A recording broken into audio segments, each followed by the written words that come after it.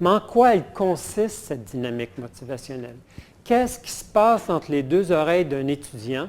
Le schéma que je vais vous présenter, le modèle, ce qui est intéressant, c'est qu'on va y voir des sources de cette motivation interne, puis on va voir les manifestations.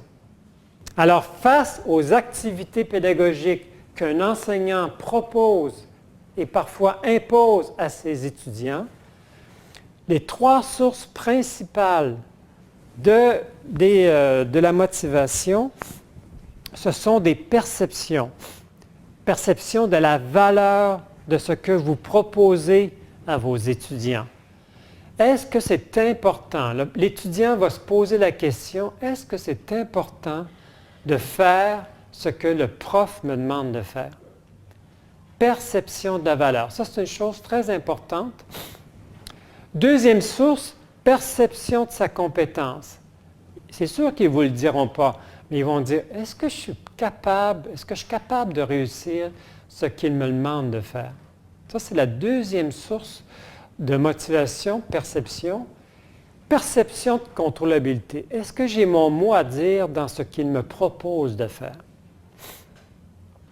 Alors, c'est bien de savoir ces sources-là, mais qu'est-ce que ça donne en situation d'apprentissage, en situation de classe? Bien là, ça devient intéressant parce qu'un étudiant qui est motivé est un étudiant qui va s'engager. Quand je dis engagé, c'est un étudiant qui va être concentré, attentif, qui va utiliser des stratégies d'apprentissage, non pas seulement que la mémorisation, qui est une stratégie d'apprentissage, c'en est une, mais il y en a d'autres stratégies. Alors, effectivement, l'étudiant va utiliser une panoplie de stratégies. Il va s'engager, il va questionner, il va vraiment s'investir dans son apprentissage, s'il est motivé, bien sûr. Par la suite, il va persévérer. Alors, la persévérance, il faut la voir en termes de temps. C'est un étudiant qui n'abandonnera pas du premier coup.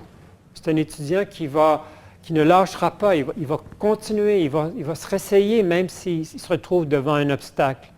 Il va consacrer du temps à ses apprentissages.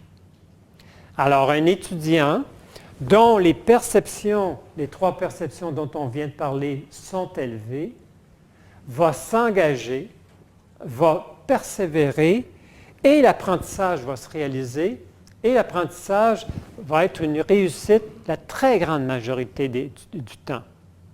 L'étudiant va réussir. Et ce qui est intéressant, et la flèche qui part de réussite et qui retourne aux perceptions, c'est que plus vous réussissez, plus vous valorisez ce que le prof vous propose, plus vous vous sentez compétent à réaliser, plus vous avez un sentiment de contrôle. Et là, la roue tourne du très bon côté. Ça va bien. La motivation, elle est positive. Par contre, si une de ces perceptions-là est à l'état 0, c'est rare, mais quand même, ou s'il y a deux perceptions qui causent problème, bien, l'étudiant ne s'engagera vraiment pas. Il va faire que le minimum. On appelle ça le principe du minimax, minimum d'effort pour le maximum de points. C'est le strict minimum. Il va essayer de mémoriser pour passer l'examen, mais c'est tout. Ce n'est pas ça un engagement, mais il va faire ça. Devant un obstacle, il va arrêter. Il va se fier à ses camarades. Il va dire, bon, on travaille en équipe, donc mes camarades vont m'aider. Et le succès ne sera pas au rendez-vous. L'apprentissage ne sera pas au rendez-vous. Et qu'est-ce qui va se passer? Bien, tout simplement, c'est que n'étant pas au rendez-vous, il va rencontrer des échecs. Sa perception de valorisation va dire, bien, je le savais, ce n'était pas important. Je ne suis pas capable, perception de compétence. Et le professeur, il décide tout, c'est un emmerdeur, perception de contrôlabilité à l'état 0. Et là, la roue tourne du mauvais côté. On parle de motivation dysfonctionnelle.